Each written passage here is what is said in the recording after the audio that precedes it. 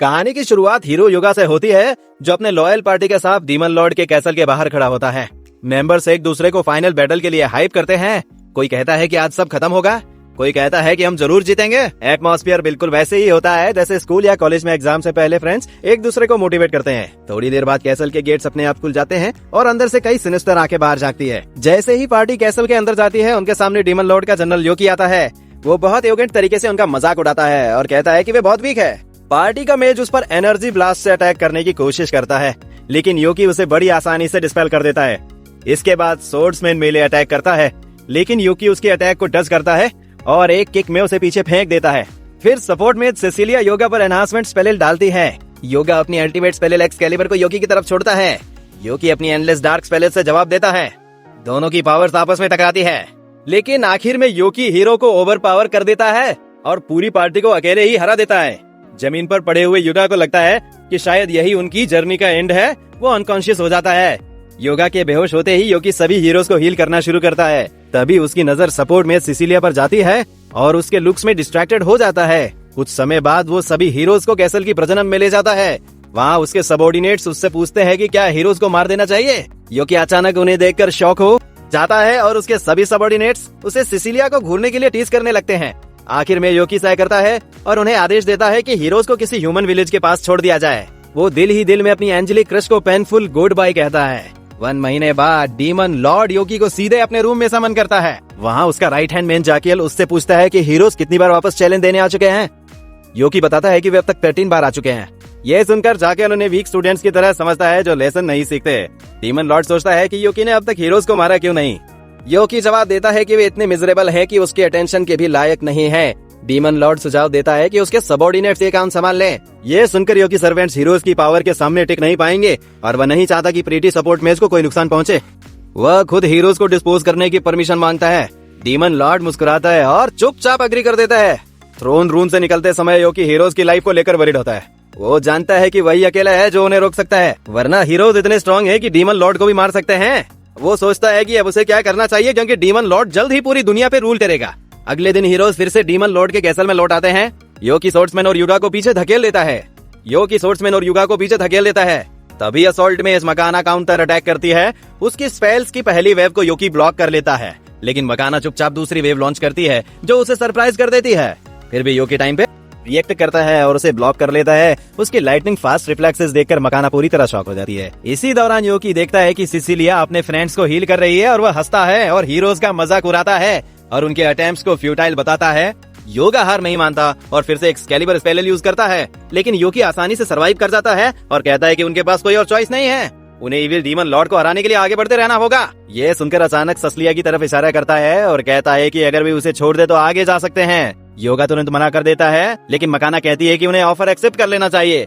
वे समझ आती है कि ये डीमन उन्हें कभी भी मार सकता है, इसीलिए उसकी काइंडनेस एक्सेप्ट करके मिशन पूरा करना बेहतर है। योगा अब भी तैयार नहीं होता, लेकिन तभी सेलिया खुद बोलती है कि वह यही रहने को तैयार है। आखिरकार पार्टी आगे बढ़ जाती है और प्रॉमिस करती है कि डीमन लॉर्ड को हराने के बाद वे अपनी प्रिस्टेस को वापस लेने आएंगे। सबके जाने के बाद सेसिलिया योकी से पूछती है कि उसने उसे क्यों रोका। योकी फाइट करने वाला समझकर उसे अटैक करने की कोशिश करती है, लेकिन योकी तुरंत सरेंडर कर देता है और नेगोशिएट करने लगता है। सेसिलिया पूछती है कि जब वो उसे मारना ही चाहता है तो इंट्रोडक्शन क्यों दे रहा है। योकी कहता है कि अगर वह सच में उसे मारना चाहता तो शुरू में ही कर देता। आखिर में सेलिया रिलैक्स होती है और पूछती है कि वह चाहता क्या है। योकी हिम्मत जुटाकर कन्फेस करता है कि उसे पहली नजर में उससे प्यार हो गया था और वो उसके साथ डेट पर जाना चाहता है। ये रिजेक्शन इतनी पेनफुल होती है कि योकी की जीने की इच्छा ही खत्म हो जाती है। सिसिलिया सोचती है, सिसिलिया को लगता है कि योकी सिर्फ उसे ट्रिक करने की कोशिश कर रहा है, इसलिए वो उस पर फिर से अटैक करने जाती है। लेकिन जब वह देखती है कि योकी खुद को डिफेंड तक नहीं कर रहा तो वह बीच में ही रुक जाती है। योकी उससे कहता है कि वह हमला जारी रखे और उसे खत्म कर दे, क्योंकि अब वो जीना नहीं चाहता। सिसिलिया को भरोसा नहीं होता कि कोई इतना आसानी से हार मान सकता है। तब योकी उसे बताता है कि वह पूरी जिंदगी डीमन लॉर्ड के कैसल में फंसा रहा है। उसे सिर्फ ह्यूमन विलेजेस को डिस्ट्रॉय करने के लिए बाहर जाने की इजाजत मिलती थी, लेकिन वो कभी ऐसा करना नहीं चाहता था। ये सुनकर सिसिलिया चौंक जाती है और कहती है कि सभी डीमंस इविल होते हैं। योकी समझाता है कि भले ही उसका शरीर डीमन का है, लेकिन असल में वो किसी दूसरी दुनिया से रीइंकार्नेटेड इंसान है। ये सुनकर सिसिलिया पूरी तरह कंफ्यूज हो जाती है। योकी उसे बताता है कि वो एक डीमन के शरीर में इंसान है। तब सिसिलिया समझ जाती है कि रीइंकार्नेटेड होने की वजह से उसके पास बहुत इनक्रेडिबल पावर्स है। वो सोचती है कि फिर उसने डीमन लॉर्ड को खुद क्यों नहीं हराया। योकी बताता है कि अगर वो डीमन लॉर्ड को हरा देता तो उसे डीमंस का अगला लीडर बनना पड़ता और तब उसे ह्यूमैनिटी के खिलाफ भयानक अट्रोसिटीज करनी पड़ती। इस मजबूरी की वजह से वह हेल्पलेस महसूस करता था और सोच चुका था कि बाकी जिंदगी मिजरेबल तरीके से उसी सेल में सड़ते हुए गुजार देगा। लेकिन तभी उसकी जिंदगी में सिसिलिया आई, जिसने उसे ये एहसास दिलाया कि जिंदगी जीने लायक है। अब जब उसकी आखिरी उम्मीद भी उसे रिजेक्ट कर चुकी है तो वह सबको छोड़ने के लिए तैयार है। तभी सिसिलिया उससे कहती है कि उसे जीते रहना चाहिए और अपनी पावर का इस्तेमाल ह्यूमैनिटी की मदद के लिए करना चाहिए। वो कहती है कि उसकी जिंदगी का कोई दूसरा पर्पस भी हो सकता है और वो उसे बाहर की दुनिया में सेटल होने में मदद करने का ऑफर देती है। कुछ दिनों बाद क्लेरियंस किंगडम में डीमन लॉर्ड पर जीत की खुशी में सेलिब्रेशन रखा जाता है। किंग डैट सभी हीरोज को बधाई देता है और घोषणा करता है कि उनके सम्मान में 3 दिन का सेलिब्रेशन होगा। किंगडम के बाहर एक सिक्लूडेड जगह से योकी ये सब देखता है। वह जानता है कि सिसिलिया वहीं रहती है, इसलिए खुद को नॉर्मल ह्यूमन दिखाने के लिए वो दर्द सहते हुए अपना डीमन हॉर्न तोड़ देता है और किंगडम में एंटर करता है। इधर मकाना युगा को जीत की बधाई देती है और युगा बहुत खुश होता है। फिर वो सिसिलिया की तरफ मुड़ता है, ये जानते हुए कि ये जीत उसी की वजह से संभव हुई थी। ये देखकर मकाना खुद को इग्नो महसूस करती है। थोड़ी देर बाद योकी सिटी के एडवेंचर गिल्ड में खुद को रजिस्टर करने जाता है। वहाँ का लेजी रिसेप्शनिस्ट क्लेमन जम्बाई लेते हुए रजिस्ट्रेशन फॉर्म निकालता है। योकी फॉर्म साइन करता है तो क्लेमन उसे गिल्ड कार्ड देता है और बताता है कि वह सबसे नीचे एफ रैंक से शुरू करेगा। जो एस रैंक तक जाता है वो समझाता है कि कमीशन लेकर रैंक अप किया जा सकता है, लेकिन नॉर्मली एक एडवेंचरर को ही रैंक तक पहुँचने में पूरा 1 महीना लग जाता है। वो उसे कार्ड संभाल कर रखने की वार्निंग देता है और गुड लक कहता है। कार्ड मिलने के बाद योगी लगातार मिशंस कंप्लीट करता है और इतना पैसा कमा लेता है कि एक रेंट कर सके। 1 हफ्ते बाद जब वो फिर गिल जाता है तो सभी एडवेंचरर्स एक ऐसे राइजिंग एडवेंचरर की बात कर रहे होते हैं जो बहुत तेजी से रैंक अप कर रहा है। इसी दौरान योकी क्लेमन से और कमीशंस मांग, लेकिन लेजी रिसेप्शनिस्ट को आज पेपर वर्क नहीं करना होता और वो गुस्से में उसे पास बैठी प्रीटी लेडी से बात करने को कहता है। लेकिन योकी मना कर देता है और कहता है कि उसे क्लेमन के साथ टाइम स्पेंड करना ज्यादा पसंद है। इस बात को छोड़कर क्लेमन उससे उसकी रियल आइडेंटिटी के बारे में पूछता है, क्योंकि कोई नॉर्मल इंसान सिर्फ 1 हफ्ते में एफ से डी रैंक तक नहीं पहुंच सकता।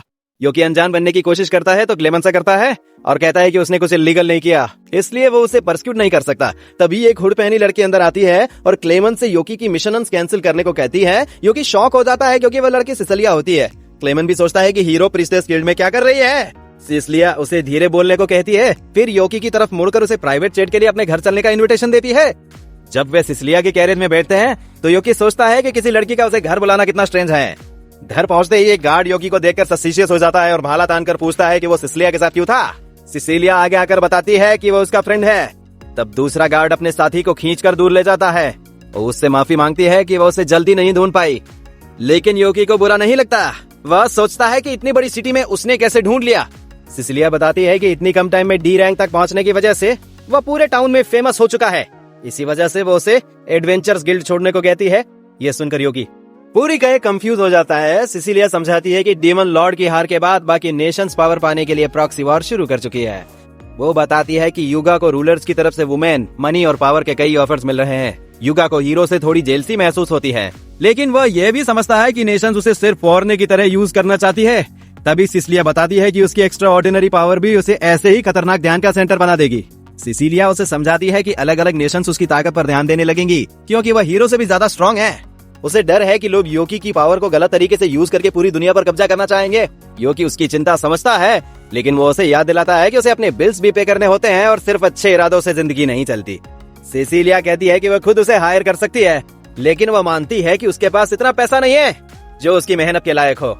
वो उससे रिक्वेस्ट करती है कि वह फिर भी उसकी बात मान ले। तभी योकी उसे अपना सिर उठाने को कहता है और कॉन्फिडेंस के साथ बोलता है कि अगर दुनिया की सबसे ब्यूटीफुल वुमन भी उसे ऑफर की जाए तो भी वो एक्सेप्ट नहीं करेगा, क्योंकि उसकी नजरों में सिर्फ सिसिलिया है। ये सुनकर सिसिलिया हंस पड़ती है और योकी अपनी ही बड़ी बड़ी बातों पर एम्ब्रेस महसूस करता है। तभी सिसिलिया की माँ सीलिया कमरे में आती है। वो गार्ड के रूड बिहेवियर के लिए माफी मांगती है और अपनी मेड सोफिया को गार्ड को डिसिप्लिन करने भेज देती है। मेड के जाते ही सीलिया बताती है कि उसकी बेटी को कई एंगेजमेंट ऑफर्स मिल चुके हैं। ये सुनकर योकी शॉक हो जाता है, क्योंकि हीरो युगा ने भी सिसिलिया से गनम फेस किया था, लेकिन सिसिलिया उसे भरोसा दिलाती है कि उसने युगा को मना कर दिया था। योगी की हालत देखकर सिलिया समझ जाती है कि वो उसके पास बैठती है और सीधे पूछती है कि क्या वह सिसिलिया से शादी करना चाहता है। सिलिया के सवाल पर योगी चुप हो गया। क्या वह सिसिलिया से शादी के लिए हाँ कहेगा या कोई बड़ा राज सामने आएगा? आगे क्या होगा जानने के लिए पार्ट 2 जल्द आ रहा है। तब तक चैनल को सब्सक्राइब करें, कर दो ओक।